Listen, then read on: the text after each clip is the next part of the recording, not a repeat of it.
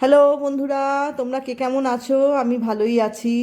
অনেক দিন পরে আবার একটা ব্লগ নিয়ে এসেছি তোমাদের কাছে।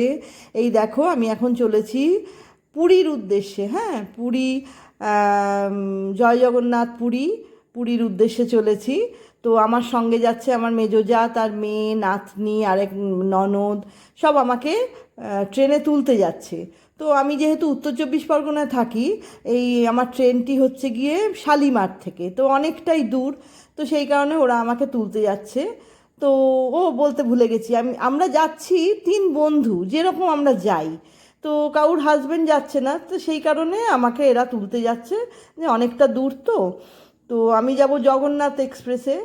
তো সেটা সন্ধে 7টা 15 মিনিটে ছাড়বে। তো আমি অনেকটা আগেই বেরিয়েছি, কারণ আমার তো অনেক দূর। প্লাস যে ড্রাইভারকে নিয়েছিলাম, সে সারা কলকাতা ঘোরাতে ঘোরাতে আমাকে নিয়ে গেছে। আরেকটা রাস্তা আছে, সে হয়তো চেনে না হাইওয়ে দিয়ে।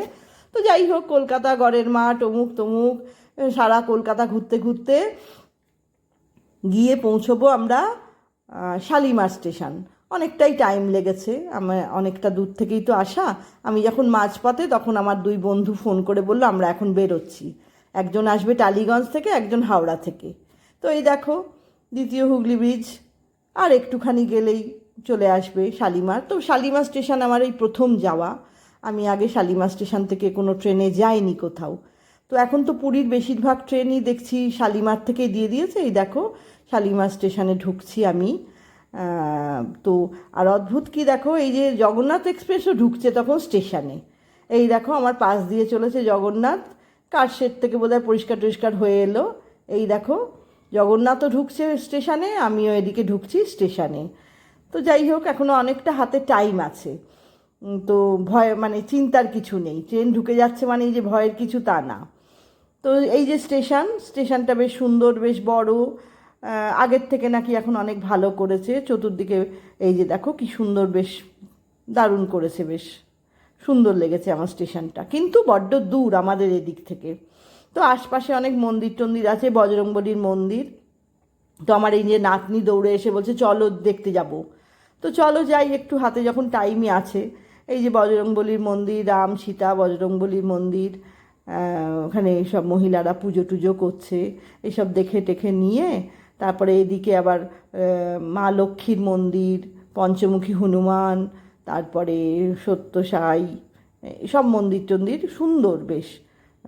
একদম স্টেশনের গায়ে মন্দিরগুলো। এই দেখো, এটা হচ্ছে মা লক্ষ্মীর মন্দির, মা লক্ষ্মী টেম্পল লেখাই আছে। তার পাশেই পঞ্চমুখী হনুমানের মন্দির আর কি। তো যাই হোক, এইসব দেখে টেখে নিয়ে এবার তো আমার ট্রেন এসে গেছে। বন্ধুরাও ফোন করছে কোথায় কোথায় কোথায়। তো আমি বললাম ঠিক আছে, এবারে তোরা দেখ, আমি এবারে এগোই। এই বলতে বলতে এই দেখো, আমরা তিন মূর্তি চলে এসেছি। তো রাত্রিরে তো ঘুম হয় না, ট্রেনে তো একদম ঘুম হয় না, গল্প করতে করতে সময় কেটে যায়। তো কি করি, একটু এই দেখো মহানদীর ছবি তুলতে তুলতে গেলাম। এই করতে করতেই সকাল ভোর হয়ে গেল, ভোরবেলা আমাদের পুরীতে নামিয়ে দিল। তো আমরা একটা অটো বুক করলাম।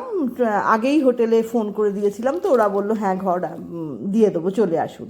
এই দেখো, প্রথমেই সমুদ্র দর্শন। সমুদ্রটা দেখলেই তো কী আনন্দই না হয় বলো। অনেকবার পুরী গেছি, কিন্তু এই পুরীতে ঢুকতে গিয়ে এই সমুদ্রটা দেখলেই যেন মনটা অন্যরকম হয়ে যায়। এই সমুদ্র দেখতে দেখতে আর অনেক ভোরবেলা, বেশ সুন্দর। সমুদ্র দেখতে দেখতে একটুখানি আমাদের একদম চৈতন্য চকের সামনেই এই যে হোটেল সোনালি, চলে এলাম। আমাদের এই হোটেলটাই আমাদের বুক করা হয়েছে।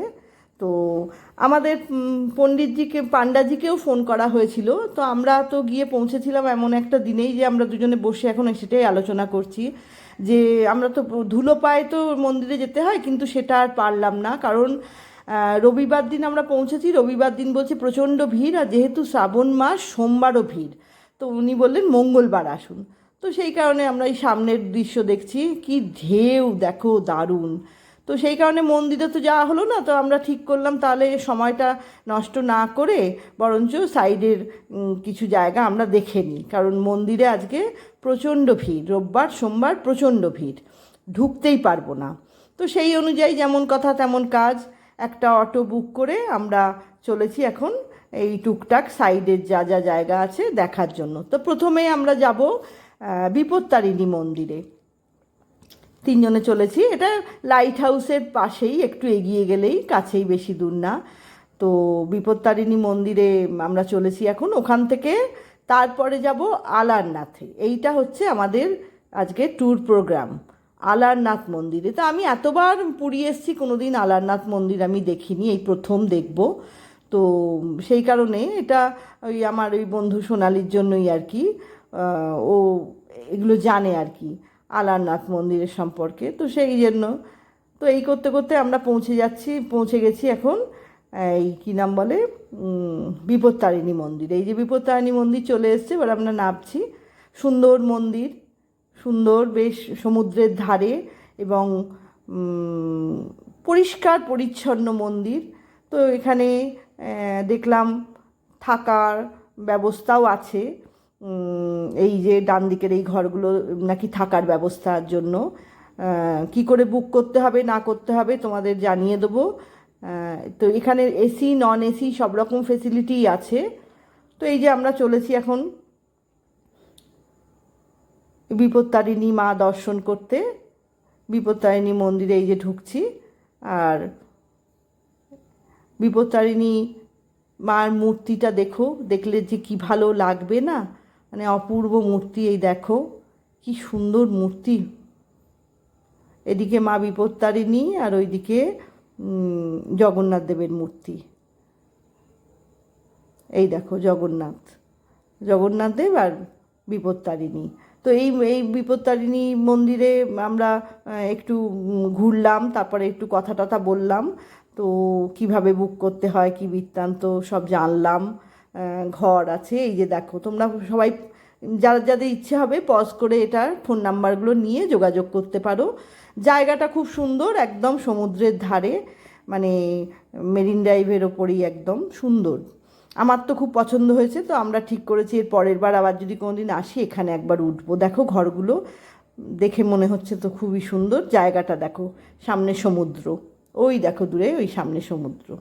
এরপরে এগোচ্ছি আমরা আলারনাথের উদ্দেশ্যে। কি সুন্দর রাস্তা দেখো।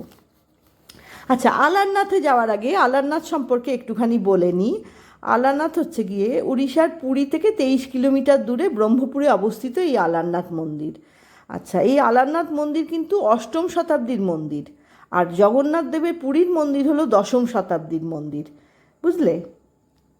কথিত আছে শ্রী চৈতন্য মহাপ্রভু নবদ্বীপ থেকে পায়ে হেঁটে পুরী এসেছিলেন মহাপ্রভু দর্শন করবেন বলে, কিন্তু এসে দেখে প্রভুর দরজা বন্ধ, কারণ প্রভুর জ্বর হয়েছে, 15 দিন দর্শন হবে না। তখন তিনি মনে মনে চিন্তা করেন নিশ্চয়ই তিনি কোনো পাপ করেছেন, তাই জগন্নাথ দেব তাকে দর্শন দিলেন না। তখন তিনি ঠিক করলেন তিনি সমুদ্রে ঝাঁপ দিয়েই প্রাণ বিসর্জন দেবেন। তিনি কাঁদতে কাঁদতে সমুদ্রের কাছে গেলেন প্রাণ বিসর্জন দেওয়ার জন্য।